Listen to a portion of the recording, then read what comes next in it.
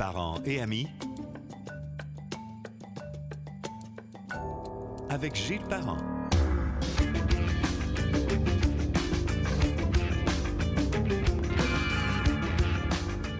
Bonjour et bienvenue sur Parents et amis, que l'on retrouve sur gilesparent.com, sur Spotify, sur Balado de Apple, sur Google Podcast et le canal YouTube avec Parents et amis où vous pouvez nous retrouver.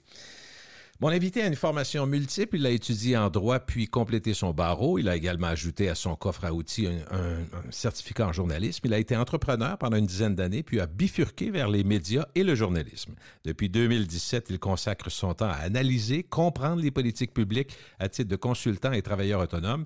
Mais sa plus grande qualité, c'est d'être un gars d'ici, un gars de Charlesbourg. Bonjour Patrick Derry, comment ça va?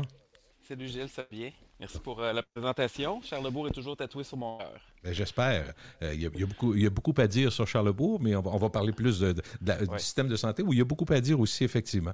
On a l'impression, Patrick, que depuis 40 ans que le système de santé au Québec vacille. C'est peut-être le gag le plus fréquent entre amis. On se dit, chacun des nouveaux gouvernements arrive, là, on va changer ça, nouveau ministre, tout ça. Puis finalement, on se dit, mais voyons, si on est capable d'aller sur la Lune, pourquoi on n'arrive pas à faire mieux? Ah mon Dieu, c'est une grosse question, mais oui, c'est une blague récurrente, mais c'est en même temps, c'est pas une blague, hein. Écoute, moi, j'ai une manchette que je garde affichée sur mon profil Twitter et Facebook. Le titre, c'est Hôpitaux. Québec met de l'ordre dans les urgences. Aucun malade ne pourra y rester plus de 48 heures. Et je te laisse deviner la date.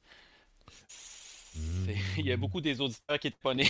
C'était le 11 mars 1980, donc ça fait presque 42 ans maintenant. Et à ce moment-là, c'était déjà une préoccupation, donc ça datait d'un certain temps. Pour répondre à ta question, écoute, la question très courte, là, c'est qu'on a un système hyper centralisé, très bureaucratique qui marche en mode top-down, alors que les systèmes plus performants, ils ont tendance à être plus un peu décentralisés. Ils font place à l'entrepreneuriat tout en assurant une couverture universelle, là, ce qui est absolument essentiel. Puis évidemment, tu as toutes sortes de mécanismes dans les systèmes qui incitent les hôpitaux à faire mieux, mais au Québec puis au Canada, on a beaucoup résisté à faire ce genre de changement-là, ce qui fait qu'on a creusé l'écart avec les autres pays. Chaque gouvernement, finalement, finit par réformer, changer, promettre surtout de réformer, changer, d'améliorer, de restructurer. Mais on se rend compte avec la crise de la COVID, je vais mettre ça un peu gros, mais on a l'impression que quand il y a quelques dizaines d'admissions, tout est sur le bord de péter. Fait qu'on se dit, c'est un peu ça qui nous comme citoyens qui ne comprenons pas le système, qui ne vont pas analyser comme toi, Patrick, on se dit, mais voyons, c'est donc bien fragile, on est tout le temps sur le bord du précipice. C'est sûr qu'au Québec, on a un problème en particulier. Bon, évidemment, il y a plein de systèmes de santé plus performants que nous qui ont été submergés aussi et qui ont vu leur capacité testée à ses limites, notamment en Europe. Ceci dit, au Québec, au Canada en général d'ailleurs, on a d'autres problèmes, c'est-à-dire qu'on a moins de ressources, hein. En partant, on a moins de médecins. Le Canada, de façon générale, a moins de médecins que la plupart des autres pays développés, les autres pays riches. Mm-hmm. Le Québec, à l'intérieur du Canada, a marginalement plus de médecins, mais c'est pas assez pour faire une différence, puis on les utilise moins bien, les médecins, pour toutes sortes de raisons. Là, on leur impose des activités dans les hôpitaux. On a moins de lits d'hôpital aussi, ce qui fait aussi une différence, encore là, parmi une trentaine de pays riches, les membres de l'OCDE, le Canada est un des pays qui a le moins de lits d'hôpitaux. Fait que tu as moins de médecins, tu as moins de lits d'hôpitaux, puis tu as moins de facteurs d'innovation, là, qui a l'air d'être un bien gros mot, mais c'est, pour faire simple, là, Ouais. au Canada et au Québec, là, le gouvernement gère à peu près tout le système de santé au complet à partir du ministère de la Santé, puis gère les hôpitaux aussi. En Europe, tu as des systèmes universels partout, mais à l'intérieur de ces systèmes-là, tu as une diversité de fournisseurs. Des fois, c'est des hôpitaux qui sont gérés par l'État, des fois, c'est géré par des organismes à but non lucratif, des fois, c'est des entreprises privées à but lucratif et même des multinationales, mais ils sont dans le système. Fait que pour le patient, ça fait pas de différence. Il n'y a pas de coût additionnel parce que tu t'en vas dans un hôpital privé. Là. C'est un peu comme avec les CHSLD conventionnés privés qui sont à l'intérieur du réseau public, qui coûtent la même chose à l'État et même un petit peu moins cher en bout de ligne, mais qui offrent les mêmes soins. Puis là, je te parle le privé conventionné des privés non conventionnés là, qui sont un problème. Mais tout ça pour dire que quand tu as une diversité de fournisseurs, tu arrives à quelque chose de différent, puis il n'y a pas de systèmes qui sont parfaits, là. Mais non. Mais sauf que tu as des solutions différentes qui rentrent dans le système, puis là, à un moment donné, il y a quelqu'un qui dit « Hey, ils sont capables de faire ça, eux autres, on n'est pas plus cons, on va l'essayer nous autres aussi. » Sauf que quand tout ça, tout est décidé dans un cabinet au ministère de la Santé, ben, l'innovation, ça se prépare pas autour d'un bureau. C'est sûr. Mais quand tu me dis, toi, comme citoyen, moi, j'entends, on manque de médecins puis on manque de lits. Je me dis, comment qu'on aurait si on avait 5000 lits de plus, si on manque de médecins, ça donne quoi? Ah ben là, oui. Les médecins, c'est une partie du problème. Les infirmières aussi. Tu as plusieurs composantes dans le Oui, système ben de oui. santé. On a beaucoup d'infirmières qui travaillent à temps partiel. On a un système qui est super bureaucratique avec beaucoup de formulaires puis de règles à respecter. C'est pas très flexible. Quand tu compares à l'Ontario, évidemment, ils ont plus d'infirmières qui travaillent. Ils ont moins d'infirmières en tout, mais plus qui travaillent à temps plein. Fait que c'est la façon d'utiliser le personnel, c'est ça aussi. Oui. Puis après ça, tu sais, il y a d'autres choses que tu peux faire pour augmenter enlever des barrières aux soins. Tu sais, un exemple qui est bien nono, là, si tu veux avoir une radiographie, ton chiro peut te la prescrire. Mettons, c'est quelque chose qui est musculo-squelettique. Oui. Mais sauf que si le chiro te la prescrit, c'est pas couvert par la Régie de l'assurance maladie. Fait qu'est-ce que le patient va faire? Il va aller voir le médecin pour que ça soit gratuit. Le médecin va dire: ah, OK, parfait, voici ta prescription. Puis là, il va retourner faire sa radio puis aller au chiro. Pendant ce temps-là, le médecin, il a pris du temps pour faire quelque chose que le chiro aurait pu faire lui-même, puis qu'il va finir par faire à sa place. Il a payé une consultation pour le médecin, l'État va quand même rembourser. Fait que là, on a occupé le médecin pour rien. Puis il y a des actes comme ça que les pharmaciens, les infirmières praticiennes, les infirmières aussi font, que au Québec, on est un peu plus restrictif et ça doit passer par le médecin. Fait que tu crées tout un goulot d'étranglement, fait que ça empire encore le problème. Puis à un moment donné, tu as des doubles emplois qui pourraient être évités. Fait que c'est sûr que tu enlèves ça, ça libérerait des bras pour aller ailleurs. Dans le fond, Patrick, comme le système de santé était déjà mal en point, chambranlant, bancal, avant même la crise qui arrive, la pandémie qui s'étire, c'est la pire nouvelle pour le gouvernement du Québec. Absolument, absolument. Puis moi, d'ailleurs, c'est ça qui m'a interpellé, puis c'est ça qui m'a Oui, inquiété. ben Parce oui. que moi, je regardais, tu sais, comment ça se passait, c'est-à-dire de façon générale, pas super bien avant la pandémie.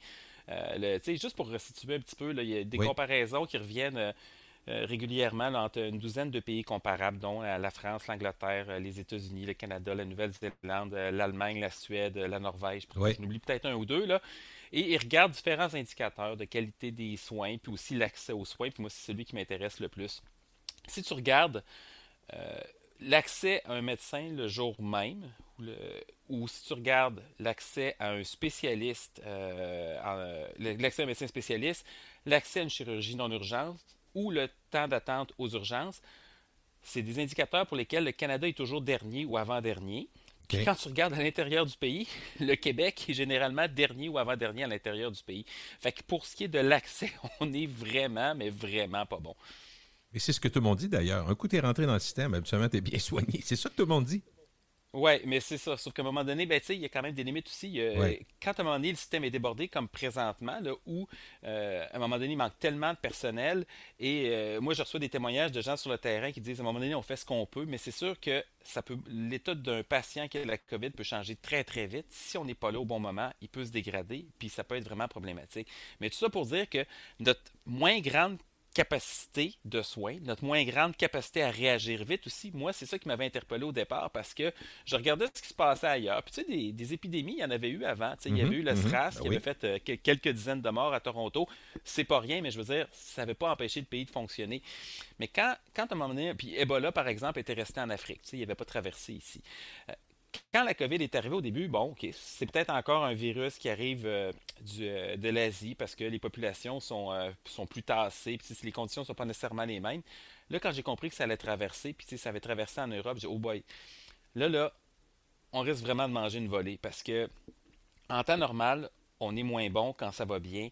Si ça se met à aller vraiment mal, il n'y a aucune raison pour laquelle on va devenir super performant. Et là, je ne savais pas exactement où le problème arriverait, mais j'ai commencé à m'inquiéter. Puis c'est la raison pour laquelle j'ai commencé à documenter ce qui se passait, puis j'ai voulu comprendre. C'est faire des Ouais. graphiques pour montrer que ça se monte plus vite au Québec ou ailleurs, puis après ça, regarder l'évolution des cas, des hospitalisations, puis des morts.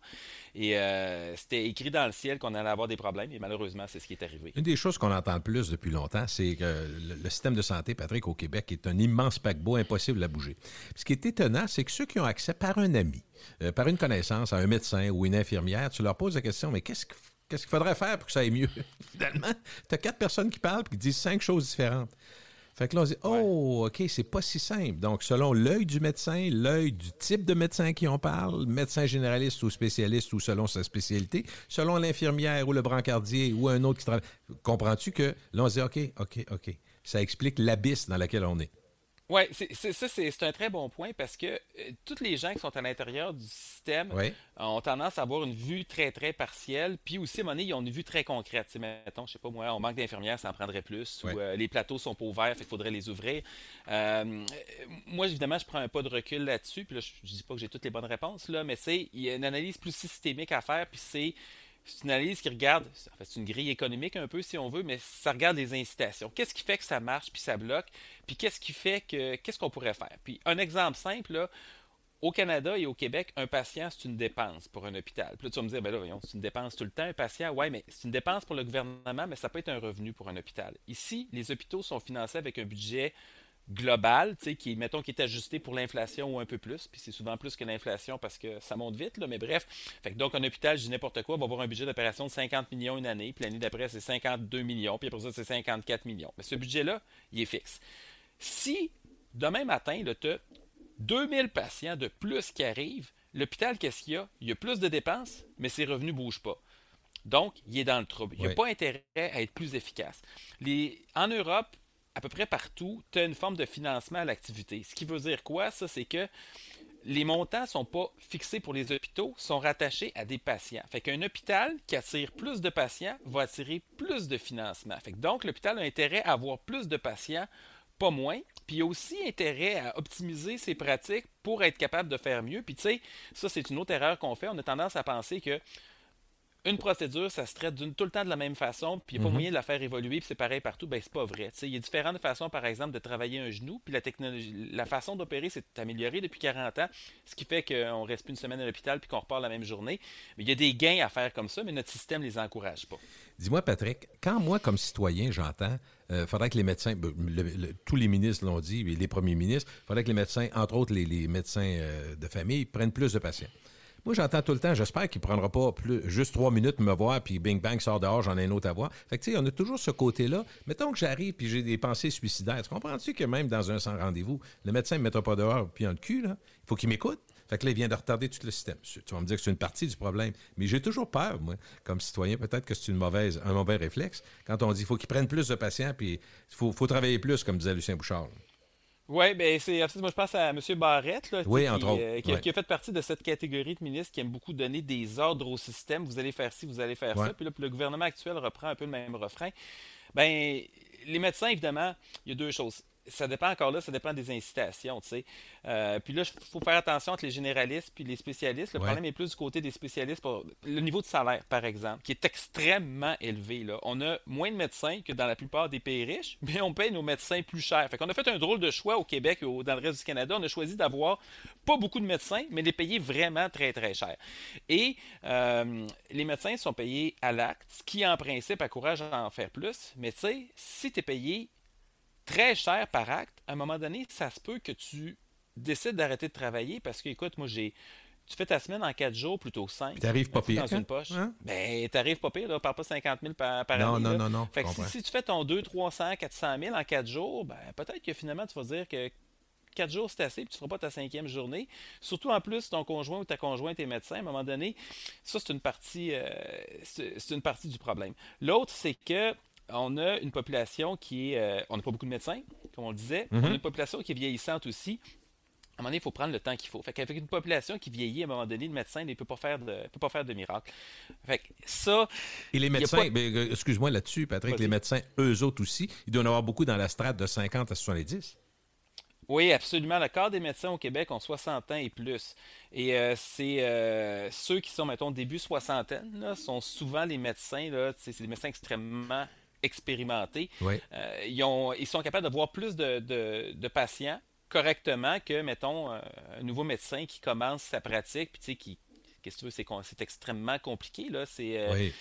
La médecine, c'est compliqué, là. En tout cas, c'est à la fois une science et un art, ou une autre comparaison, c'est un peu une technique, mais d'une complexité extrême, avec énormément de cas. Puis la médecine de famille, là, ça ratisse extrêmement large, puis c'est de plus en plus complexe. En début de carrière, tu es moins productif. En fin de carrière, tu l'es plus. Le Québec qui veut mettre de la pression sur les médecins pour qu'ils travaillent encore plus. Si à un moment donné, tu écœures les médecins expérimentés, c'est quelque chose qui pourrait venir nous mordre le derrière. Fait que moi, je préfère d'autres solutions pour, bon, d'abord, les admissions en médecine. Moi, ça fait Et plusieurs années que j'ai dit qu'il mais fallait les je augmenter, sais que là. tu as écrit beaucoup et tu as parlé beaucoup de ça, mais ça me Ouais. semble être une évidence.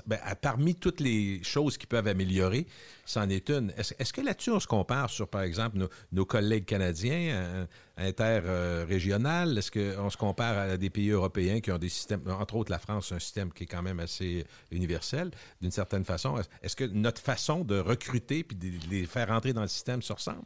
Ben, on en a moins. On en a moins, On puis a on en choisi a de payer plus cher, donc puis avoir moins de médecins ou ouais. de rendre ça plus difficile? D'en avoir moins, entre autres, parce que c'est sûr que plus, tu sais, à un moment donné, il y avait des luttes, des considérations corporatistes et syndicales, mais c'est un choix qui a été fait aussi, puis qu'on a eu souvent des ministres de la Santé, médecins, fait qu'ils défendaient, eux, leur façon de faire. En Angleterre, ils ont le même problème que nous, c'est-à-dire qu'ils ont relativement peu de médecins par habitant. C'est très, très semblable au Canada, en fait. Par contre, OK. ils payent beaucoup moins cher.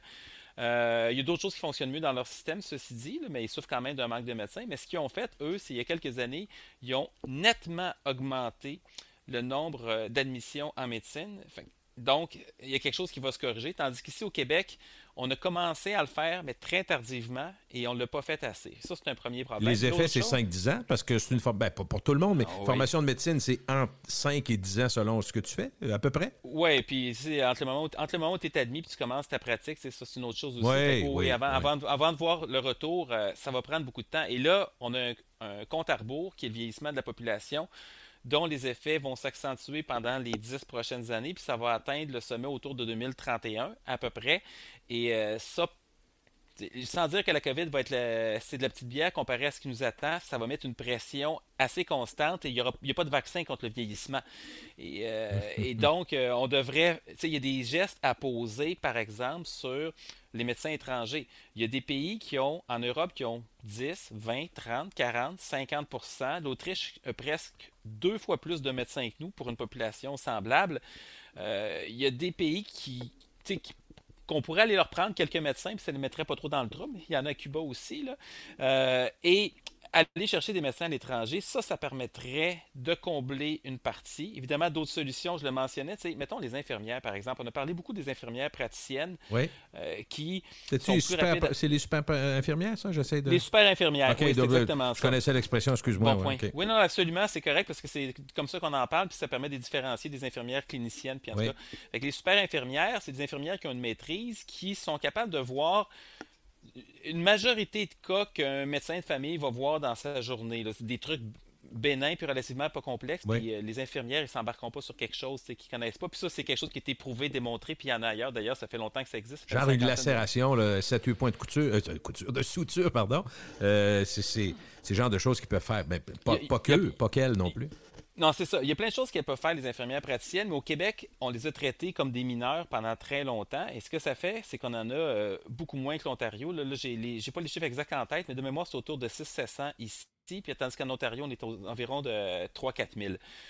Évidemment, ça ferait une différence, mais même des infirmières régulières, là, qu'elles soient bachelières ou qui a été formée, qui a fait une technique, Oui. par exemple, dans le nord du Québec, il n'y a presque pas de médecins. Évidemment, il y a des gens et des populations vulnérables. C'est souvent des infirmières qui deviennent de fait les médecins de la communauté. Ouais. Les infirmières qui s'en vont travailler dans le Nord peuvent faire toutes sortes de choses. Ils peuvent faire des fractures, des commotions cérébrales, ils peuvent faire des accouchements même. Je dis pas que c'est idéal, mais ça montre à quel point ils peuvent être beaucoup plus polyvalentes. Mais quand ils reviennent dans le sud de la province, tout d'un coup, ils deviennent incompétents, ne peuvent plus rien faire, il faut que tout passe par le médecin. C'est des chasses gardées, dans le fond. Autant, moi, parce que je vois 2 points communs, Patrick, dans ce que tu dis. Les médecins qui veulent... Tu sais, on a tous pris un taxi un jour avec quelqu'un qui me dit, moi, j'ai été médecin dans mon pays, au Liban ou ailleurs, il n'y a rien de reconnu ici, puis on nous empêche de rentrer. Bon, je ne sais pas trop si c'est vrai. Puis les infirmières, tu jases avec des infirmières, ils nous ont tellement écœurés récemment que tous mes amis ils ont pris leur retraite, puis ils ont dit, sacrez-nous patience. La crainte de plusieurs médecins par ailleurs, c'est qu'ils fassent la même chose, que plusieurs de leurs collègues qui ont ramassé un bon pactole, qui sont rendus à 65 ans, qui vont dire, regarde, on sac notre camp, ils n'arrêtent pas de nous écœurer, le gouvernement, en disant, on en fait pas assez, on est ici, on est ça. Fait que je ne sais pas si la réalité qu'on a vécue et les départs massifs avec les infirmières, on ne risque pas de vivre ça avec les médecins généralistes.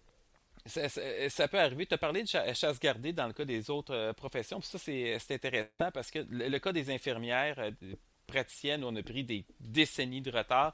et puis même des infirmières régulières, des pharmaciens est assez patent, mais ce qu'on disait pour les infirmières, c'est oui, mais mettons qu'à un moment donné, là, il y a une infirmière qui voit un cas, puis ça aurait dû être un médecin, puis là, il n'y a pas le bon traitement, puis le patient meurt. Tu sais, là, on gère Ouais. toujours par l'exception. Oui. Et moi, j'ai regardé ça à un moment donné, puis je vais faire la grâce des études, la recension des études, là, mais il y a énormément d'études qui ont recensé, documenté, puis ils ont regardé. Qu'est-ce que ça fait avoir une population traitée par des médecins puis des infirmières? Des populations comparables, des gens qui ont des maladies chroniques, et toutes sortes de choses comme ça. Puis en gros, la conclusion, c'est les infirmières, quand elles ne savent pas quoi faire, elles vont voir un médecin. Plein de cas bénins sont traitables et en bout de ligne, elles, ils ont plus de temps à passer avec les patients, puis c'est un bénéfice pour les maladies chroniques. Fait que, tu sais, quand tu regardes ça d'un fou dans une poche, là, on ne devrait pas s'en passer. Mais il y a une forme de paternalisme de la part des corporations médicales qui sont très, très territoriales. C'est en train de s'améliorer, ceci dit, puis tu sais, les jeunes ne sont pas dans cette optique-là, mais il faudrait qu'on embraye un peu plus vite. Mais vois-tu, un exemple, mon fils me parlait parce que lui-même, il vient d'entrer en médecine, puis il était à Sherbrooke, dans le programme de Sherbrooke. Il disait qu'à Laval, il y avait une approche différente à cause de la pandémie cette année. Ils ont comme pris, je dis ça à peu près, je pense pas me tromper, la cotère de 33, si vous aviez ça, tous ceux qui avaient 33 et plus étaient admissibles. Puis ce qu'on faisait, c'est qu'on leur faisait passer une entrevue, Casper ou je sais pas trop quoi, puis bon, ça te permettait d'entrer. La résultante qui se sont rendus compte, c'est qu'il y a bien des gens qui ont, entre guillemets, en bon québécois, qui sont passés sa fesse à 33, mais qui ont une très bonne entrevue et qui ont été acceptés. Sauf que le programme est assez difficile. Ce qui fait que il y a beaucoup, ils n'ont jamais vu ça à Laval. L'Université de Laval, c'est quand même assez gros, là. Il y a près de la moitié de la cohorte de médecine en première année cette année qui ne passe pas. Ah ouais. Parce qu'ils sont rentrés avec une nouvelle norme. Au lieu d'avoir des notes, mettons un cotère autour de 35, ce qui était 34, 35, 36, pour montrer que tu as une éthique de travail plus difficile, plus intense. Fait que, je ne sais pas, ça n'a rien à voir pour le moment avec la volonté à long terme de régler le problème, mais c'était une façon de travailler avec la pandémie. Fait que il va avoir, donc... Il y a peut-être d'autres facteurs. Parce que, Ouais. tu sais, si tu regardes, par exemple, là, avec des populations et des niveaux de scolarité comparables, la plupart des pays européens ont réussi à former beaucoup plus de médecins que nous. Puis, tu sais, des fois, c'est un écart qui est assez grand. Là, tu sais, il y a plusieurs pays, là, des pays du Nord, notamment, ils ont comme 30% de médecins plus que nous. L'Allemagne, c'est autour de 40-50% de plus. Puis l'Autriche, c'est presque le double. Et c'est pas parce que les étudiants sont meilleurs là-bas. Oui, puis on ne demande pas à notre médecin, Patrick, tu as eu combien en maths? Ben non, c'est ça. Fait que il y a J'espère peut-être. qu'il est compétent. Puis habituellement, ils le sont. Je ne veux pas partir quelque chose qui n'est même pas vrai là, ou qui n'est pas vérifiable. Mais normalement, quand tu t'installes, tu es bien traité, puis tu ne demandes pas si ta cotère est à 36 Ah non, mais ou à 39. les systèmes de santé européens, ils ont rien. Je veux dire, on prendrait n'importe quel système, puis on Oui, le hein? rentrer ici. Il arriverait avec ses problèmes, mais il ferait mieux que le nôtre. Tu sais, la réponse simple, c'est ça. Fait que ça se peut, là, pendant la pandémie, que ça soit. Tu sais, la médecine, c'est des études qui sont extrêmement exigeantes. C'est peut-être plus difficile pendant la pandémie. Il y a peut-être des choses à revoir sur le plan de la formation, mais quand tu prends un plat de recul, tu regardes ça, c'est clair qu'on serait capable d'en former plus. Et moi, c'est sûr que les universités n'ont pas une capacité infinie non plus parce que, à un moment donné, il y a une limite au nombre d'étudiants. Il faut être capable de leur offrir une formation. Mais on pourrait définitivement en faire plus. Mais on a résisté très longtemps. C'est sûr que les multiples tentatives, les échecs répétés pour changer le système, on est naturellement, je dirais, sarcastique et dubitatif. On veut que ça marche. Puis je ne peux pas croire non plus que le premier ministre ou un ministre de la Santé se lève un matin en disant « Regarde, de toute façon, il n'y a plus rien à faire. » Je ne crois pas ça non plus. Mais on se dit tout le temps, par où on commence? Par où? Est-ce qu'il y a... Mettons qu'on essaie d'être positif et on regarde les pistes de solutions. Est-ce que tu vois, Patrick, tu as des choses qui peuvent être inspirantes dans ce qu'on a instauré, mettons, dans les 5-10 dernières années? Ben oui, il y a une affaire que, par exemple, les ententes qui ont été prises avec les cliniques privées, comme OK. les cliniques à Montréal, celle du 10-30, la clinique Rockland. Il y a des ententes comparables maintenant qui ont été prises à Sherbrooke, à Québec aussi. C'est des cliniques avant qui étaient. Mettons, pour te faire opérer un genou, il fallait que tu payes. Fait que ça pouvait coûter le genou n'importe quoi, tu payais. Et là, le ministère, le gouvernement a pris des ententes avec ces cliniques-là pour dire vous pouvez aller vous faire opérer et le gouvernement va rembourser. Fait que dans les faits, ça devient partie intégrante à notre système de santé. Et ça, pour nous, c'est un peu révolutionnaire. En Europe, Ça s'est toujours fait comme ça. Là. C'est Ouais. pas un problème que la clinique soit propriété d'un médecin, d'une entreprise ou n'importe quoi. Et ça, il y a eu une résistance terrible parce que on avait beaucoup de faux raisonnements. On disait, faut pas qu'ils fassent de l'argent Ouais. sur la santé. Les médecins ils en font de l'argent. Là. Ben oui. C'est pas vraiment important. Là. Moi, ce que je veux, c'est être soigné comme il faut puis à des bonnes conditions. Puis, il y a toutes sortes de mécanismes pour faire ça. Puis l'Europe nous donne un exemple. Fait que ça, c'est une brèche qui est importante parce que la population était beaucoup plus ouverte à ça que le politique ou les médias. Et finalement, ben là, évidemment, il y a comme ça fait quelques années que c'est en marche, là, il y a plusieurs dizaines de milliers de Québécois qui peuvent dire, hey, moi, je suis allé me faire opérer dans une clinique, La hanche, mettons, privée. par exemple. Exactement, ça a super bien été. Et qui peuvent en parler de cette expérience-là. Fait que ça brise un tabou. Puis évidemment, ça n'a pas compromis l'accès aux soins. Les gens disent, ah, tu mets du privé, ça va compromettre l'accès. Ils vont prendre des ressources des hôpitaux. Attends un peu, c'est pas même ça marche. Parce que quand tu es dans une clinique dédiée à certaines chirurgies, c'est beaucoup plus productif. Sans dire que ça devient une usine, là, disons que tu as moins de pertes un peu parce Ouais. que c'est mieux installé, les lieux Ben, c'est souvent moderne, es-tu d'accord? Moi, j'ai jasé avec des gens qui sont allés dans Ouais. les cliniques privées, même recommandées par le gouvernement, donc pour une hanche ou autre chose. Puis on dit, ben là, ça faisait changement de la fenêtre plein de glace à Saint-Sacrement qui date de Louis XIV. Là. Parce qu'il y a non, il y a des portions. Ouais. Évidemment, il y a des portions plus récentes, mais tu sais très bien qu'on n'a pas le goût, en période de pandémie, de dire qu'il faudrait investir des milliards dans ces hôpitaux vétus, mais en réalité, on sait très bien qu'il y a une problématique. Là. Ah oui, absolument. Puis les infrastructures, tu sais, ça fait une différence. Puis, tu sais, juste, c'est nono, mais tu sais, des hôpitaux universitaires, c'est gros. Des hôpitaux, c'est gros aussi.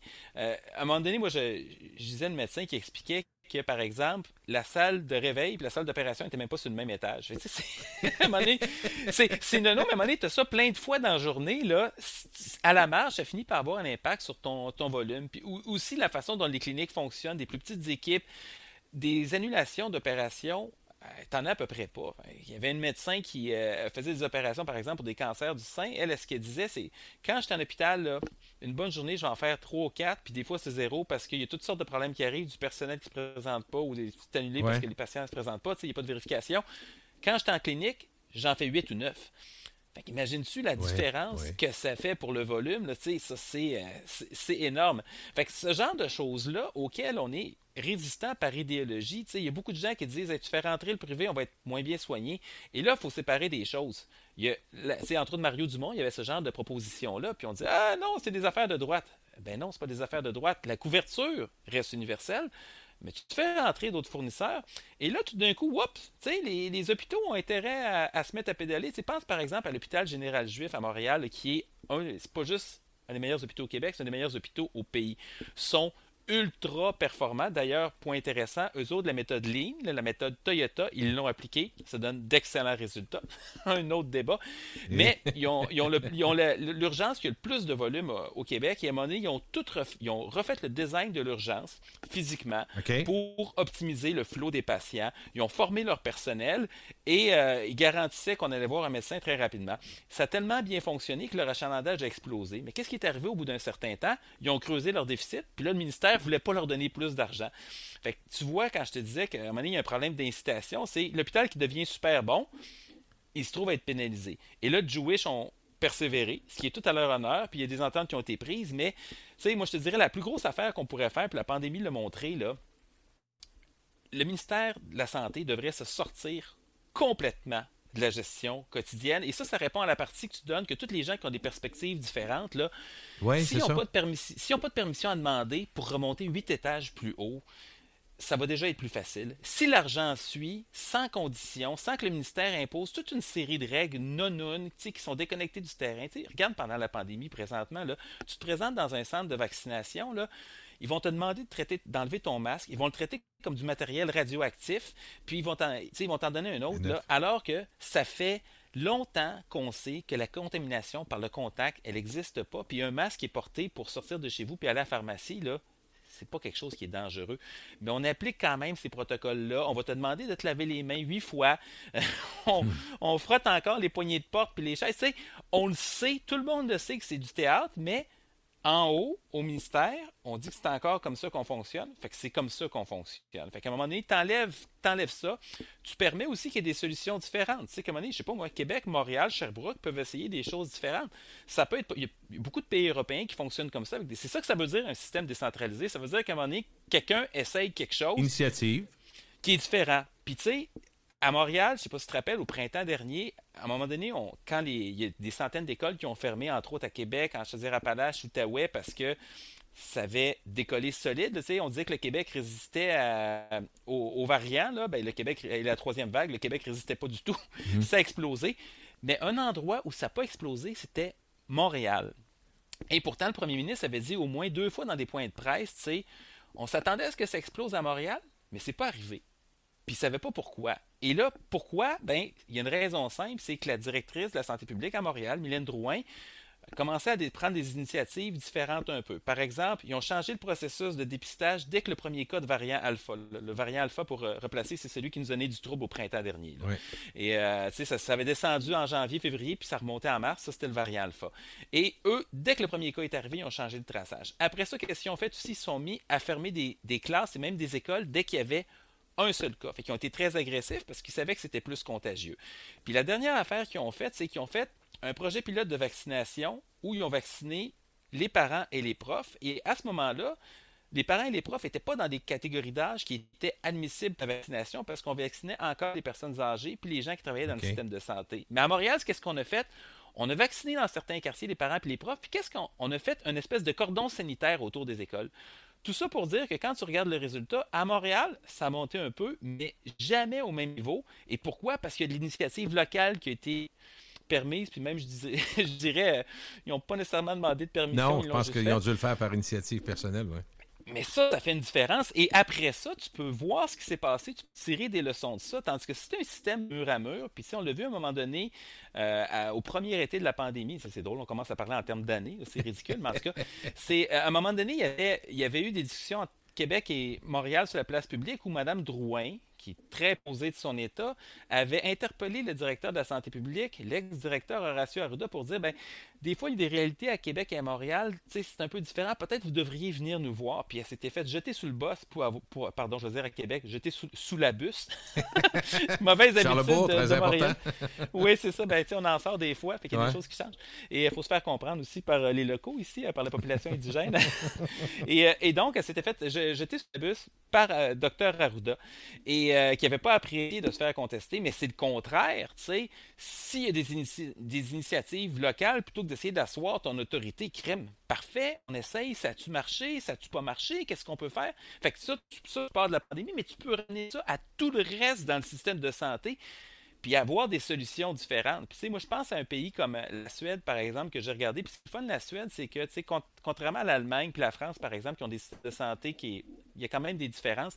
La Suède, c'est un peu comme nous. C'est le gouvernement qui paye pour les soins directement. Fait que, tu sais, OK. tu payes de l'impôt, puis le gouvernement finance les soins. OK. La seule différence, c'est que tu as un copaiement, puis ce qui est commun en Europe, c'est-à-dire qu'on appelle ça un ticket modérateur, mais en Europe, ils appellent ça un copaiement. Si tu payes une petite contribution qui n'est pas élevée, qui est plafonnée, puis qui est la population vulnérable n'a pas à la payer. C'est le même partout en Europe. Mais à part OK. de ça, pour la Suède, c'est semblable. Et ce qui est intéressant, c'est que la Suède, c'est un pays d'une population plus...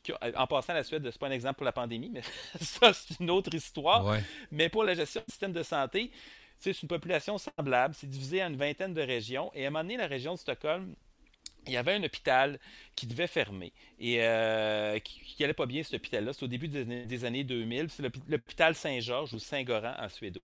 Et finalement, le conseil de ville de Stockholm, parce que la santé est une compétence régionale en Suède, autre chose intéressante, hein, c'est comme Oui. Montréal gérerait sa propre partie du système de santé. C'est financé provincial, mais géré local. Bref, longue histoire courte. Ils ont pris une décision audacieuse. Ils ont confié la gestion de l'hôpital Saint-Goran à une multinationale. Et en quelques années, c'est devenu un hôpital hyper performant à l'intérieur du système public. Ça n'a rien changé pour les patients, c'était le même accès. Puis en plus de ça, c'est devenu tellement bon que les syndicats qui au début étaient contre la privatisation de l'hôpital n'ont pas voulu retourner dans le giron public. Quand les syndicats nationaux ont dit hey, écoutez, on va retourner ça au gouvernement, ils disent non, non, non, non. Nous autres, ça va beaucoup mieux. Merci beaucoup. les patients, ça va bien, on est content, on a moins de roulement d'employés, on a les mêmes conditions de travail, puis en plus, on est super performant. Fait que c'est parfait, Wow. on va garder nos gestionnaires privés. Fait que ça c'est un exemple qui est intéressant, je Oui, trouve. Patrick, en plus, souvent, la façon la plus simple, souvent par les représentants gouvernementaux, de dire pourquoi ça ne marche pas. Ah, les syndicats, vous savez, c'est discutable. Les syndicats, c'est toujours non, ils ne veulent pas de changement. Fait que, entendre ça, c'est intéressant. Dans le fond, on ne peut pas croire que les syndicats, en 2022, sont tout le temps contre tout changement. C'est trop facile comme réponse. Non, c'est ça, mais il y a des craintes, puis ces craintes-là, évidemment, Oui, existent. ben Puis oui. ces débats-là, ils existent en Ben oui, Suède ben aussi. oui, Puis ben oui. effectivement, il y a de la résistance. Il y a beaucoup d'idéologies en santé, puis qu'on dit est-ce que ça pourrait être public ou privé, puis ainsi de suite. Mais ça, c'est une expérience qui est intéressante dans un pays qui nous ressemble. Puis à ce jour, l'hôpital Saint-Goran, c'est un des hôpitaux les plus performants au pays. Ils ont triplé le volume de patients qui ont à l'urgence. Et pour ce qui est des indicateurs de qualité, toutes sortes de palmarès qui se font d'ailleurs en Suède, c'est quelque chose qui serait intéressant aussi, là, des classements d'hôpitaux là, sur, je sais pas moi, les récidives de cancer, les réadmissions après un infarctus ou tout ce Mhm. genre d'indicateurs-là. Saint-Gorin est très très bon aussi. Fait que tu as du volume, puis tu as de la qualité, parce que tu as de l'entrepreneuriat à l'intérieur du système. Ça a absolument compromis l'accès, puisqu'il comme c'est un système où la majorité des hôpitaux sont gérés par l'État, ben, on est capable de voir la différence que ça fait quand tu rentres d'un petit peu d'innovation dans le système. Fait que ça, c'est un exemple qu'on pourrait reproduire ici. On dit souvent que quand il y a une crise, quand il y a un choc, peu importe dans notre vie personnelle ou pour une population, on ressort de là avec des bonnes idées où il y a des changements qui vont devenir plus permanents. Est-ce qu'on peut penser que la surchauffe, le chaos dans lequel le système de santé lié à la pandémie, la COVID-19, a été et est encore, a fait réaliser des choses qui peuvent amener de la permanence, des évidences qui vont permettre d'améliorer. C'est de l'espoir que je lance là, mais Oui, oui, oui. y en a-tu des choses qui ressortent forcées par la pandémie? Ben, tu sais, par exemple, moi, le salaire des préposés aux bénéficiaires, moi, j'étais un de ceux qui disait avant que ça n'avait aucun maudit bon sens pour quelque chose qui était aussi crucial, aussi difficile, aussi important de payer des salaires aussi bas. Fait que ça, c'est une des bonnes décisions OK. que le gouvernement OK. a prises très rapidement. Ça, il y aura Le une reste, pérennité. Si on comprend que ça va se continuer comme ça, il va y avoir une meilleure échelle. oui, oui. Après ça, il y a d'autres choses, tu sais, c'est que le problème de on dit des fois que les technocrates là, ont toutes les bonnes solutions, ou en fait, les politiciens disent on sait ce qu'il faut qu'on fasse, mais on ne sait pas quoi faire pour être élu, mais en promettant de le faire. Mais tu sais, la politique, des fois, c'est dommage parce que c'est un peu un cadenas sur le cerveau, puis ça. On a tendance à regarder les choses à courte vue en termes de communication. On sous-estime aussi, je pense, à mon avis, l'emprise du personnel politique à l'intérieur des cabinets. C'est-à-dire que les politiciens ne sont pas nécessairement tous des spécialistes de la santé. C'est M. Legault, il était ministre de la Santé, là, mais c'est pas Non, quelqu'un là, mais non. qui a fait l'analyse comparée de systèmes de santé à travers le monde. Et à un moment donné, les décisions sont prises aussi par du staff politique pour toutes sortes de raisons. Évidemment, ils pensent bien faire. Des fois aussi, il y a une question de communication. Des fois, il y a une question de perception. Par exemple, la solution la plus simple pour avoir plus d'infirmières demain matin puis plus de médecins, c'est d'en engager à l'étranger. On a commencé à le faire un peu du côté des infirmières, mais ça a pris du temps parce qu'on a un gouvernement qui s'est fait élire en remettant de baisser les seuils d'immigration. Après ça, faire demi-tour là-dessus, c'est un petit peu plus compliqué. Euh, pour le reste, il y a des choses qui se font dans la bonne direction, mais d'après moi, en tout cas, ce que je vois, c'est pas assez vite. Par exemple, pour ce qu'on essaie de faire pour les infirmières, par exemple, leur donner un peu plus de pouvoir, ben, on l'a fait un peu pour les praticiennes, mais on devrait se mettre sur le turbo là-dessus. On devrait le faire pour les pharmaciens aussi. Le temps supplémentaire obligatoire, c'est ça. Tu vois, ça c'est juste pour rappeler un peu, c'est quoi? C'est que l'infirmière qui rentre sur un corps de travail, c'est pas quand elle sort. Puis plus il manque d'infirmières dans le système, plus c'est un problème. Et ce que ça fait à un moment donné, c'est un cercle vicieux parce que plus il manque d'infirmières dans le système, plus tu vas être appelé à faire du temps supplémentaire, à multiplier des quarts de 16 heures. Tu rentres le soir tu rentres à 4 heures, puis tu vas finir le lendemain matin à 8 heures. À un moment donné, ça tue. Et c'est la raison principale pour laquelle des infirmières ont décroché. Ouais. Maintenant, dans le réseau, la partie anglophone du système de santé, du temps supplémentaire, avant la pandémie, il y en a à peu près pas. Et là, tu te dis, mais mon Dieu, qu'est-ce qu'ils font? C'est les mêmes hôpitaux, Ouais. financés de la même façon. Mais ils font quoi? Ils font beaucoup d'écarts de 12 heures plutôt que d'écarts de 8 heures. Et ça, c'est presque une baguette magique parce que quand tu fais ta semaine en 36 heures sur 3 jours, tu as 4 jours de congé. Si tu te fais demander de rentrer pour une quatrième journée, il va quand même t'en rester 3. tu vas être porté à le faire un petit peu Je plus. comprends. C'est nono, là, mais c'est ça. Et ça, moi, j'ai pas encore vu M. Dubé ou M. Legault arriver dans un point de presse et dire Hey, ça fait 20 ans qu'on parle de temps supplémentaire obligatoire. Il n'y en a pas dans les hôpitaux anglophones. On peut juste faire ce qu'ils font, même si c'est pas parfait, puis un coup qu'on va avoir réglé 80-90% du problème, on va faire le reste. Et par exemple, sur la gestion de l'ancienneté, c'est-à-dire que les quarts de jour et de nuit dans les hôpitaux anglophones et les quarts de fin de semaine se font en rotation. Tout le monde contribue tout au long de leur carrière. Il y a des gens d'ailleurs qui préfèrent travailler de nuit, fait que ça se fait naturellement. Ouais. Dans les hôpitaux francophones, tu manges tellement une volée comme infirmière en début de carrière qu'à un moment donné, tout ce que tu veux, c'est tomber sur du 9 à 5. Évidemment, je caricature parce que tu as des fins de semaine à travers ça, mais tu tends à vouloir avoir un horaire plus normal. Qu'est-ce que ça fait? Ça laisse la pression beaucoup plus élevée sur celles qui sont en début de carrière, qui a d'ailleurs un énorme décrochage même avant la pandémie, alors que si on répartissait le fardeau de façon un petit peu plus égale, ça serait quand même pas si pire pour les infirmières expérimentées. On garderait les jeunes, ce serait plus facile pour tout le monde. Et ça, c'est quelque chose qui serait facile à faire et pour une raison que je ne suis pas capable de t'expliquer, crime que c'est dur. Ben, les infirmières, quand elles sont allées dans le privé, là, ils ont dit exactement ce que tu viens de décrire là, d'une autre façon, mais c'était ça que ça voulait dire. Un horaire plus intelligent, souvent des meilleures conditions, puis pas de temps supplémentaire. On est heureux, on aime notre job. Heureux si c'est des infirmiers, mais tu comprends? C'était ça, la réalité. Là. Puis en même temps, comment on peut leur en vouloir d'éviter de faire des 16 heures et des 20 heures en ligne quand on est dans une société où, essentiellement, l'équilibre entre le loisir, le travail, la famille, la qualité de vie, tout ça est difficile, mais est un objectif pour bien du monde. Là. Pas anormal. C'est juste survivre à un moment donné, mais tu vois, tu sais, quand je te dis qu'on a beaucoup de bureaucratie, notre système est divisé en 6 puis en CIUS, là, Oui. dans un mot français, des établissements, c'est-à-dire qu'il y a une vingtaine de subdivisions, grosso modo, dans le réseau de la santé. Donc, à Montréal, je pense qu'il y en a 3 plus les hôpitaux universitaires. Laval, c'est un CIUS, c'est un 6. Québec, c'est un CIUS. Fait que c'est toutes des régions. Il y a une division qui est bureaucratique, mais qui n'a pas énormément d'autonomie. Et les horaires sont faits au niveau régional. Ce qui fait que la personne qui fait l'horaire, parfois, n'a aucune maudite idée de ce qui se passe. Et là, on commence à tendre vers des horaires autogérés où les équipes de travail elles-mêmes, à l'intérieur des hôpitaux, s'arrangent entre elles. Il y a des projets qui ont commencé comme ça fonctionne super bien, mais pour tout ce genre de choses-là, la tête a de la misère à dire oui. Il y a vraiment une notion de contrôle et une culture à changer. Et moi, j'ai déjà dit en caricature qu'on devrait peut-être fermer le ministère de la Santé. Parce que des fois, on se demande vraiment à quoi il sert, à part d'être dans le chemin. C'est-à-dire que les députés, la législature, puis le gouvernement peuvent décider voici c'est quoi les grands paramètres. T'sais, mettons tel soin couvert, tel soin pas couvert. Les questions professionnelles. Qu'est-ce que peut faire un médecin, une infirmière, un pharmacien? Ce genre de choses-là. Comment on finance nos soins? Mais à partir du moment où, comment ça se passe dans un hôpital, je veux même pas le savoir. Écoute, la loi sur la santé, qui est une lecture de chevet formidable, c'est indiqué dedans la division, le nombre et le nom des départements que doivent avoir chacun des hôpitaux au Québec. Et là, tu dis ça, il y a 110 hôpitaux, quelque chose comme ça au Québec, là. Ils sont tous subdivisés pareil, plus ou moins, à part les hôpitaux universitaires. Mais là, à un moment donné, c'est niaiseux. T'sais. À Montréal et à Québec aussi, d'ailleurs, tu as des hôpitaux qui sont parfois à distance de marche. Ils ont-tu tous besoin d'avoir une salle d'urgence, par exemple?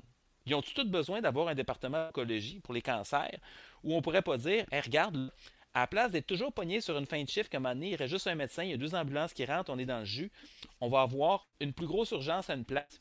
Puis, je sais pas, moi, le Jeffrey Hill, qui est pas loin de Saint-Sacrement. Oui, absolument. Ben, on va fermer. En fait, le Jeffrey Hill, habituellement, son achalandage est plus bas parce que les gens ont tendance à l'oublier. Je sais pas si on le voit plus. C'est encore le cas aujourd'hui, mais moi, j'ai. Moi, j'y allais à l'époque pour ça. C'est pire parce qu'ils ont mis un édifice de personnes âgées sur le coin de Chemin Sainte-Foy et la côte Saint-Sacrement. On peut te dire qu'il faut vouloir pour le voir. Là. Bon, mais c'est ça, mais quand tu dis qu'à un moment donné, tu as des hôpitaux rapprochés comme ça, puis à Montréal, c'est la même chose, on est l'hôpital de Verdun, l'hôpital de La Salle, là, je dis, tu peux prendre une marche, tu te rends d'un à l'autre, puis au centre-ville, c'est encore pire à certains endroits. Tu peux spécialiser des hôpitaux. Tous les hôpitaux n'ont pas besoin d'être faits pareil. Et à ce moment-là, tu vas avoir un hôpital où tu vas avoir plus de ressources dans un département pour les cancers, plus de ressources pour des urgences. il y a moyen de faire ce genre d'affaires-là. Et Patrick, juste là-dessus, la même idée, mais est-ce que ça aurait été pensable, parce que dans une discussion autour d'une bouteille de vin, à un moment donné, on a parlé de ça avec des amis, on se disait, est-ce que dès le départ, quand il y a eu des cas, parce que la réalité, c'est que le système est embourbé, aussitôt qu'on amène des cas de COVID qui passent finalement avant tout le monde, presque tout le temps, là, donc qui demandent énormément de ressources, je pense qu'on a tous compris ça, est-ce qu'il n'y aurait pas eu lieu, comme c'est le problème principal qui dérange tous les hôpitaux, d'avoir un endroit où on regroupe tous les cas de COVID? Parce qu'il y avait la moitié des bâtisses à Québec qui étaient vides.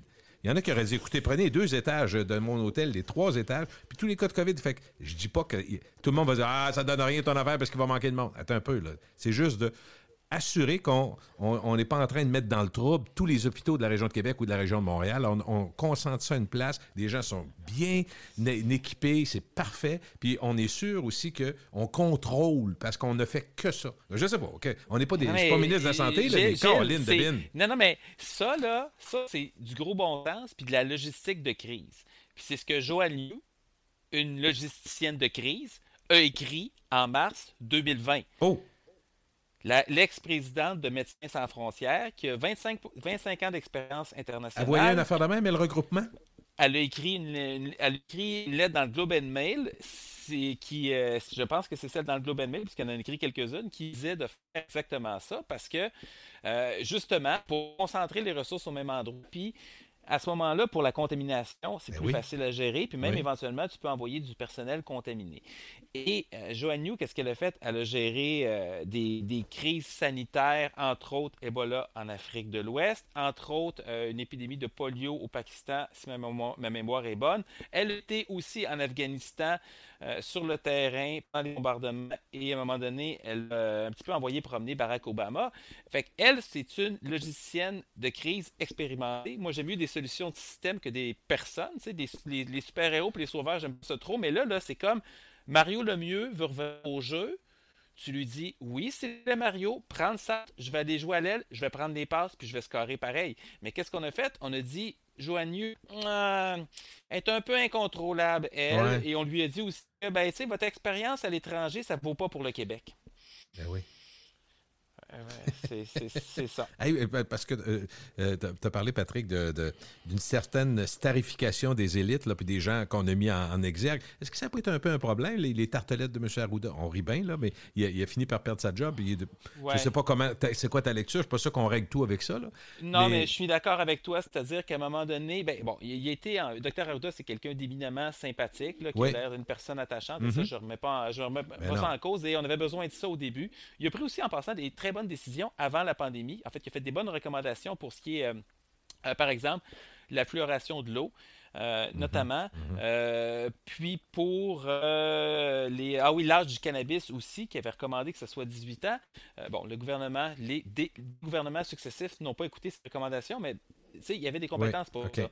Par contre, il était peut-être meilleur, comme la santé publique de façon générale s'est habituée à traiter des choses qui vont pas vite. L'obésité, la santé mentale, le tabagisme, les problèmes de dépendance, toutes ces choses, la défavorisation, ça bouge pas vite et c'est des décisions importantes, mais tu peux te généralement le temps de te réajuster. Et quand ça s'est mis à aller vite, le bateau de la santé publique n'a pas été capable de tourner. Fait que tu as eu, et au-delà de ça, le phénomène que tu mentionnes aussi, il y a certains experts proches du gouvernement qui sont devenus des références un petit peu automatiques.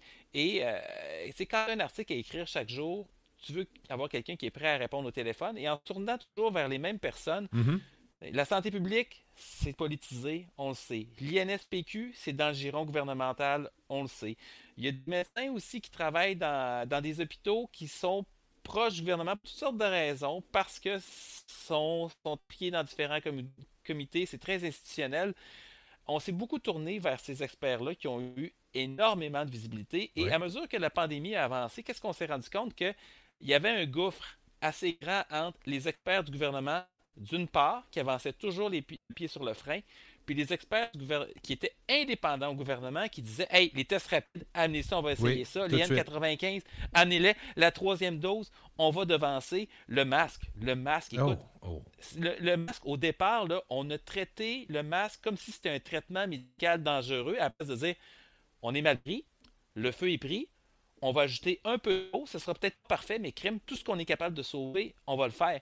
Et ça a été mortel. Et c'est encore un problème aujourd'hui, c'est-à-dire que Dr Arruda, on a vu Dr Boileau qui a succédé à Dr Arruda Ouais. à la santé publique, exactement le même discours. Les écoles, c'est sécuritaire, il n'y en a pas de problème. Il y a quasi unanimité dans la communauté scientifique à l'extérieur du gouvernement que la ventilation dans les écoles, c'est un problème. Et c'est tellement un problème que cet automne, on a eu 4 fois plus de cas dans les écoles en proportion que l'Ontario. Il y a quelque chose qui ne marche pas. On n'a pas eu 4 fois plus de cas partout au Québec. On n'a eu pas tout à fait le double. Mais dans les écoles, on a eu beaucoup plus. Puis en plus, pour chaque école touchée, on avait plus de cas par école. Autrement dit, quand un cas positif rentrait dans une école au Québec l'automne dernier, il contaminait plus de gens. C'est quoi la différence? L'Ontario a corrigé la ventilation dans plus de 70 000 classes. Au Québec, on a rajouté des échangeurs d'air dans 400 classes et on a rajouté des lecteurs de CO2 qui mesurent la qualité de l'air sans changer absolument rien. Fait qu'on est capable de regarder la température pour dire hey, c'est écrit sur le mur que ça va mal, c'est formidable, mais sauf que ça aide personne. Mais ça, c'est lamentable. Excusez-moi, là, mais c'est pas une question d'argent. Là. Ils dépensent à coups de milliards. Là. Il aurait été capable de. Puis si on dit, comme parent, moi, quand j'entends, ben écoutez, c'est pas compliqué, une fois ou deux par classe, ouvrez les fenêtres. Ben oui, à moins 17, on va ouvrir les fenêtres. Il y a quelque chose d'illogique. On n'est pas l'été ici, puis on n'est pas à Cancun, là. Tu ne peux pas facilement, en pleine classe, avec des jeunes enfants de 8 ans, ouvrir la fenêtre pendant 10 minutes. Là. Il y a des écoles, de toute façon, il y a des écoles à Montréal qui n'ont pas de fenêtre. Il y a des classes qui n'ont pas de fenêtre. Puis il y a des écoles, il y a une école qui s'appelle Bunker, là, je veux dire, t'en as pas de fenêtre. Fait que, oui, c'est un immense problème. Et c'est un problème qui est, écoute, ça a été dénoncé la première fois à l'été 2020. Oui, ça fait un bout, c'est ça. Comment ça se fait que ça n'a pas été fait? Parce que on s'appuie sur les experts gouvernementaux qui sont, je dirais, un petit peu perdus dans leurs lacets, leurs études, puis des trucs de longue durée. C'est pas nécessairement leur expertise. Puis tu sais, c'est beaucoup de gens qui préfèrent se tromper en ne faisant rien que de se tromper en faisant quelque chose. Puis moi, si je peux inviter une lecture à toi puis aux gens qui écoutent, là, un livre qui s'appelle The Premonition, qui a été écrit par Michael Lewis, qui est un journaliste qui a écrit The Big Short sur la crise financière, qui a donné un film aussi, puis Moneyball aussi, sur baseball. Oui. Là, bon, et lui, il a documenté ça, et ça explique aux États-Unis, il y a des parallèles à faire ce qui s'est passé, c'est-à-dire des gens qui voyaient le problème, qui avaient des idées, qui avaient le bon diagnostic, mais pour des considérations politiques, puis aussi parce que on n'aime pas ça du monde qui passe trop à l'intérieur de la machine. Et c'est ça qu'on a eu ici. Fait que ça pour dire que les écoles, là, écoute, en août 2020, il y a des médecins et d'autres experts qui avaient publié une lettre pour dire écoutez, on est vraiment dans le trouble, ça marche pas, il faut s'occuper de la ventilation. Et moi, j'ai noté ce que M. Legault avait dit. Il a dit non, le plan sur les écoles, là, il est complet, il est solide. Ça fait 1 an et demi, tu sais, puis on l'a un petit peu échappé de ce côté-là. Ma dernière question, je ne veux pas abuser, mais on a fait un bon tour de piste. Je suis très heureux, Patrick. 2022, année électorale, autant en Ontario qu'au Québec. D'ailleurs, ça me fait rire parce que je trouve que M. Legault ne gagne pas de points en faisant une petite guerre de chiffres. Il y a moins de morts que l'Ontario, ils ne comptent pas leurs chiffres, ils ne comptent pas leurs morts. Ouais. C'est pas une affaire moi, je ne trouve pas ça élégant, si tu veux mon avis. Là. Est-ce qu'en année électorale, il y a des risques supplémentaires pour l'indépendance de la santé publique au Québec, mettons? En fait, la santé publique au Québec n'est pas indépendante dans le sens où... je pensais peut-être au directeur de la santé publique. Là, certains disent qu'il devrait être nommé par les confrères ou consoeurs au lieu d'être politique comme ça devrait être un comité d'experts qui est nommé par les 3/4 de l'Assemblée nationale, qui fait des recommandations publiques par écrit, séparées du gouvernement. Et après ça, le politique peut décider ce qu'il veut. Là. C'est ça, Mané. On élit des politiciens pour nous gouverner. Mais au moins, on ferait la différence entre les deux. Mais moi, le plus gros danger que je vois, c'est on a un gouvernement. Puis là, moi, je suis. J'ai des réserves égales par rapport à tous les partis politiques. Okay? T'es pas apolitique, mais t'as pas un discours politique. Non, j'ai pas un discours politique. Puis, tu sais, par transparence, j'ai par idéaliste, je suis allé travailler à l'opposition officielle pendant 4 mois et demi l'année passée. Puis bon, je recommencerai plus. Mais j'avais travaillé pour le Parti libéral, le parti pour lequel j'ai jamais voté, ce qui est quand même drôle. Là, mais bref, tu sais, on m'avait donné l'occasion d'y aller. Puis je disais, je vais essayer. Puis finalement, bon, écoute, j'ai tourné la page à ça. Tout ça pour tu sens bien que tu es bien comme tu es là? T'aimes ton statut? Je suis très, très bien comme je suis là. Mais tout ça pour dire que moi, les bonnes idées peuvent venir de la CAQ, du Parti libéral, du Parti québécois, de Québec solidaire. Québec solidaire m'aurait appelé et m'aurait dit, écoute, veux-tu venir travailler avec nous? J'aurais probablement dit vous aussi. Mais là, on a quand même, peu importe la couleur, on a un gouvernement qui est populiste. C'est-à-dire que c'est un gouvernement qui dépense énormément en sondage, plus que n'importe quel autre gouvernement au pays, qui agit beaucoup en fonction de trucs émotifs dans la population. Puis là, on peut être d'accord ou pas avec les mesures, mais on appuie sur des boutons qui sont généralement populaires. Et un exemple un peu caricatural, c'est le ministre des Finances, là, qui a été ministre délégué au Nordique récemment, qui est une diversion. Puis je te dis, là, moi, j'ai des nostalgies de matchs avec Matt Sundin, Joe Sakic puis Valérie Kamensky. Là, j'ai encore tout ça en tête. Mais à un moment donné, c'est plus ça, c'est ce genre de manœuvre de diversion. Évidemment, là, M. Legault qui a commencé par dire que les chiffres étaient difficilement comparables. Hier, pointait le nombre de patients aux soins intensifs au Québec et en Ontario. Pouce, mais pouce égal. Mais c'est ça qu'on va tenter de faire. On va tenter de défendre le bilan. Et les partis d'opposition en sont un petit peu responsables aussi. C'est-à-dire que ils aiment ça. Ils détestent pas ça, les partis d'opposition, quand le gouvernement est mal pris. Donc, même s'ils ont une chance d'aider, ils vont espérer que le gouvernement coule de lui, ce que je pense n'arrivera pas dans le paysage actuel. Et c'est pour ça que moi, j'avais suggéré, en novembre 2020, là, encore là, on parle en termes d'années, ça serait le temps de dépolitiser, de faire un cabinet de guerre, d'avoir des gens dans la cellule de crise, même un véritable cabinet de guerre, là, ça existe. Il y a des précédents dans le système parlementaire. Le Churchill, par exemple, là, il avait pris le chef d'opposition dans son cabinet et il était devenu ministre au sein du cabinet de guerre. Une crise, ça devrait être ça. Et ultimement, ça serait aller vers quelque chose qui est un peu plus consensuel parce qu'on a un parti qui a quand même été élu avec 37% des voix et qui gouverne comme s'il y avait les 125 députés. Hein. Ils gouvernent par décret, il n'y a pas de contestation possible. De toute façon, même si l'Assemblée nationale fonctionnait, ils pourraient faire ce qu'ils veulent pareil. Et ça a été la même chose avec le gouvernement libéral avant, puis des gouvernements péquistes. Mais tu finis par être une chambre d'écho. D'abord, l'Assemblée nationale ne joue plus son rôle de législateur. Même les députés de la CAQ décident de rien. Je veux dire, il y a la ligne de parti, il appuie, puis c'est tout. Mais tu as une chambre d'écho, c'est un petit groupe autour du premier ministre qui décide, et les bonnes idées ne rentrent pas facilement non plus. Fait que c'est quelque chose que moi, j'aimerais voir changer. Il y avait d'ailleurs une réforme du mode de scrutin qui était promise, parce que le Canada, les États-Unis, l'Angleterre, c'est des exceptions là, dans leur système de vote. Évidemment, ça a été jeté. Fait qu'est-ce qu'on va voir? On va voir encore de la politique. La CAQ va défendre son bilan. Le Parti libéral va dire que la CAQ est responsable de tout le malheur. La CAQ va dire que c'est la faute au Parti libéral qui était là pendant 15 ans.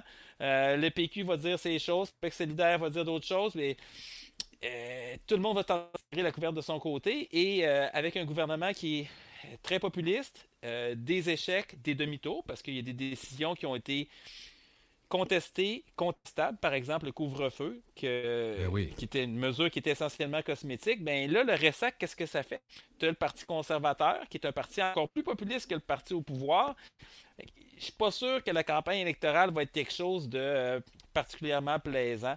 En tout cas, j'ai hâte de voir. Mais les décisions qui ont été prises en disant, écoutez, moi, en tout cas, j'adhère pas à ça. Je ne sais pas pour toi, Patrick, je vais avoir ton avis. Je m'en doute un peu, mais de dire, écoutez, les gens sont fatigués, ça fait 2 ans, tout le monde est écœuré, peu importe ce qu'on fait, ça ne marche pas. Moi, j'ai de la misère avec ça. Je trouve qu'il y a des décisions qui étaient mauvaises cet automne. Absolument. Objectivement mauvaise. Es-tu d'accord avec ça? C'était pas une question on est fatigué, on est écœuré. C'est vrai que les Québécois ont fait beaucoup d'efforts, mais en même temps, je peux pas blâmer des gens qui disent, moi, mes 2 amis sont en Floride, tout est ouvert là-bas, en France, où ils ont des problèmes, oui, mais c'est ouvert, les gens peuvent vivre pareil, parce que la vie, tu sais, moi, si j'avais 87 ans, je dirais, viens de m'enlever 2 ans de ma vie, mais aussitôt qu'il y a un cas dans mon affaire, il m'embarque pendant 3 jours. Tu sais, il y a un équilibre là-dedans. Moi, je pense à mes enfants aussi. Là. Je suis oui, d'accord aussi, avec toi, aussi. Je suis pas en train de dire que je veux qu'on se permette n'importe quoi, mais on a le droit on a tellement... Il y a 300 000 Québécois qui vont en Floride. Je ne dis pas que c'est parfait, mais tu sais, bon, ils ont des problèmes. Ils ont eu des problèmes.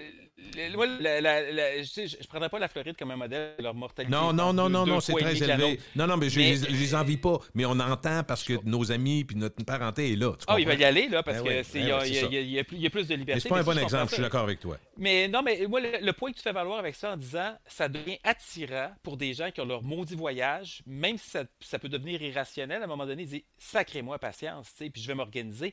Et la plus grosse erreur que moi, je trouve qu'on a faite, c'est qu'on a agi essentiellement comme s'il y avait juste le vaccin qui est arrivé en sauveur, puis les fermetures. D'ailleurs, l'année passée, le gouvernement avait pratiquement abandonné avant que le vaccin arrive. Et pourtant, il y a d'autres solutions, beaucoup moins contraignantes. Les tests rapides, là, on en avait 1 million qui sont arrivés fin octobre 2020. Aïe, aïe. On les a laissés dormir 1 an avant de les utiliser à moitié, puis on en a commandé à dernière minute. En Europe, les autotests là, à la maison, c'est distribué depuis avril dernier. On a perdu du temps. La ventilation dans les écoles, on Eh a oui. perdu 1 an et demi là-dessus. La troisième dose, on aurait pu vacciner les travailleurs du système de santé cet automne, puis ça ferait en sorte il en manque 20 Il 000 en à aurait cause de la manqué bien COVID moins. présentement. Il y aurait eu bien Il y moins en aurait d'absentéisme. Eh oui. Parce que la troisième dose, elle donne une bonne protection quand même contre l'infection. Fait que ce genre de choses-là, on aurait pu, évidemment, les N95 dans le système de santé, à un certain moment, on en avait 15 millions, puis le gouvernement ne voulait pas encore les utiliser. Je veux dire, on les garde pour la prochaine pandémie, ça n'avait aucun sens. Et en refusant d'aller avec... C'est toutes des solutions en Il y passant. en a eu en vente sur Marketplace. Hein? Oui, mais tu vois, le problème, c'est que quand tu fermes la société au complet, c'est une solution parfaite, ou presque, c'est-à-dire que tu sais que ça ne se mènera pas. Mais quand tu arrives avec des solutions comme les tests rapides, des meilleurs masques, la ventilation, c'est des solutions parfaites, mais c'est des solutions qui aident un peu, puis quand tu les additionnes, tu fais mieux. Mais il faut que tu acceptes de perdre un peu le contrôle, de donner confiance aux gens, ce que je pense que tu dois faire. Et là, tu aurais eu des mesures qui auraient fait une grosse différence, qui auraient été beaucoup moins contraignantes. Et à place, qu'est-ce qu'on a fait? On a fait l'inverse. On est allé avec des mesures extrêmement difficiles, avec des effets limités, parce que même si tu fermes les commerces, c'est pas là que la contamination a lieu. La contamination, on le sait où? Dans les écoles, est au travail, et dans les garderies, puis dans les milieux de vie pour les personnes âgées. Fait que tu fermes tout le reste, tu t'occupes pas des écoles, ben qu'est-ce qui arrive? Tu finis par avoir plein de cas pareils, puis tu as écœuré du monde, puis les gens décrochent. Et c'est un gros manque de créativité qui n'est pas le seul c'est juste au Québec qu'on était coupable de ça. Mais je te dirais qu'au Québec, on a coché pas mal toutes les cases. Parce que les écoles, comme tu dis, juste la ventilation, les autotests, puis les fermetures à un moment opportun, quand tout a été fait, ça aurait évité, on le sait que ça aurait évité beaucoup Ben, de propagation. les écoles, par exemple, là, on va les garder. J'ai 2 enfants dans ce là. Tu comprends-tu qu'aujourd'hui, là, mon petit bonhomme, là, je préférais qu'il soit à l'école. Là. C'est évident. Mais tu as des pays, par exemple, pour la Corée, qui ont assez bien fait. Qu'est-ce qu'ils ont fait, eux? Ils ont fermé les écoles très, très tôt, mais pas longtemps. Puis après ça, ils les ont rouverts avec des méthodes mixtes d'enseignement, c'est-à-dire en faisant un petit peu à la maison, un peu à l'école. L'Ontario aussi, d'ailleurs, ils ont offert l'enseignement à distance dès le départ à ceux qui le veulent. C'est-à-dire que c'est pas du mur à mur. Sauf que si tu as 4-5 élèves de moins dans la classe, tu viens de réduire un peu les chances de propagation. C'est vrai. Fait que tu as tout ce genre de solutions-là qu'on aurait pu faire. Et d'ailleurs, en Corée, par exemple, ils n'ont jamais fermé les restos. Ils n'ont pas eu besoin. Ils ont travaillé comme il faut sur d'autres aspects, les écoles, le dépistage. Ils n'ont pas privé les enfants d'aller à l'école non plus. Hein. Sauf qu'ils ont fermé très, très tôt. À un moment donné, il y avait eu des fermetures. Écoute, il était à quelque chose comme 300 cas pour un pays de 50 millions d'habitants. Nous autres, on attendait d'être dans les 1000 cas pour commencer à se réveiller pour 8 millions. Fait que tu fermes quelques semaines, le temps d'arrêter ça, tu repars après la machine, puis c'est comme ça que tu vis avec le virus. Évidemment, tu corriges la maladie de ventilation, tu fais tout ça, mais Mais vois-tu, c'est Patrick, raison. ce qui est intéressant dans cette histoire, intéressant, je ne dis pas positif, oui, ça peut être positif, c'est quand tu as une pandémie comme ça qui touche tout le monde dans le monde. Il y a des systèmes de santé qui sont différents, des systèmes gouvernementaux qui sont différents, des gouvernements, des systèmes politiques qui sont différents. Tu es capable de mesurer, puis comme souvent la pandémie se déplace en avance, c'est que l'Europe, souvent on a dit il y avait des cas avant nous ou ailleurs, donc il y a un côté très positif pour un gouvernement qui veut s'en inspirer, puis vraiment, pour aller chercher des solutions. On sait que ça s'en vient, tout comme Omicron, on a réagi assez vite alors qu'on voyait que c'est une déferlante, mais peu importe. Et donc, tu as cette information-là, mais d'un autre côté, les citoyens aussi l'ont. Moi, je peux écouter une nouvelle de TV5, là, je peux écouter ce qui se passe ailleurs. Donc, il y a beaucoup de gens qui s'intéressent à ça. C'est une pandémie mondiale, c'est quand même pas rien. Fait que le bon côté, c'est que si tu veux prendre le positif de ça, tu peux t'aider dans ton pays. Mais si tu fais rien, les gens vont le savoir. Moi, je pense que quand on va arriver à la période électorale, il y a beaucoup de gens qui vont lever la main et poser des questions. Parce que là, ça ne sera plus juste, on est tout ensemble, puis il faut se serrer les coudes, puis il faut passer à travers. Il va y avoir beaucoup de questionnements. Moi, à mon avis, c'est Ouais. une évidence. Oui, ça, je suis d'accord avec toi, sauf que quand les gens ont regardé l'alternative. Oui, c'est ça. Mais toi, ça t'es va là. être Ben non, ben t'as ça va être raison. vendu. Là. Ceci dit, T'as raison. quand tu regardes les gens qui sont dans. Il y a beaucoup de gens présentement, entre autres dans le système de santé ou autour du système de santé, qui, ceux qui veulent suivre la pandémie, sur les réseaux sociaux, par exemple, il y a une inondation d'informations intéressantes. Je ne parle pas de désinformation, mais quand tu as des bonnes sources d'informations, il y en a de l'information qui est disponible. Il y a beaucoup de médias qui font du bon travail aussi. Fait que des solutions comparées, voire le meilleur que d'autres pays ont fait. C'est pas parfait en nulle part. Il y a eu des problèmes de gouvernance à plusieurs endroits aussi. Mais c'est souvent le politique est dans le chemin en disant le monde n'y embarqueront pas. Puis aussi, en tout cas, dans notre cas, à nous, tu l'as mentionné, on a souvent été à la queue. Hein. On est arrivé, on avait le temps de voir venir. Et là, moi, je pense que c'est une forme d'arrogance. Puis tu vas voir justement les déclarations de la santé publique au tout début de la pandémie, quand ils disaient qu'il n'y avait pas de risque au Québec. Ils commençaient déjà à avoir des cas au Canada en ce moment-là. Et même avant les fêtes. Écoute, le 13 décembre, M. Legault, il a dit, à propos de Micron, je pense que ça va venir chez nous éventuellement. Il l'a dit à peu près dans ces mots-là. La manchette est assez facile à trouver. Ça devrait venir chez nous. Ça faisait déjà, depuis la mi-novembre, qui était là, il y a une initiative qui examinait les eaux usées à Montréal par la Polytechnique pour regarder la présence justement du virus. Et eux l'avaient détecté à ce moment-là. Fait que si c'était dans les eaux usées, ça veut dire qu'il y avait de la transmission communautaire. Déjà. Mais qu'elle passait sous le radar parce que notre santé publique a décidé, on ne fera plus le criblage pour vérifier les variants. Fait que, tu sais, il y a une forme de déconnexion puis d'incompétence aussi. Puis je pense qu'il faut qu'on dise, là, les gens, santé publique, c'est avant tout, c'est des spécialistes en santé publique, c'est pas des spécialistes en logistique de crise sanitaire. Et ça, c'est quelque chose qui nous a fait mal à nous, mais dans le reste du Canada, aux États-Unis, dans le monde occidental, et c'est peut-être ça qu'il va falloir revoir à un certain moment, c'est de laisser du lest un peu, d'avoir des cellules de crise indépendantes, séparées, autonomes, et qui ne se base pas sur... qui s'enfarge pas dans les considérations politiques, puis qui regarde juste ce qu'on doit faire à ce moment-là. Monsieur Patrick, merci beaucoup. Hey, ça fait plaisir. Ça a été bien, bien agréable. Merci beaucoup, un gars de Charlebourg. Quel talent. Salut, Patrick.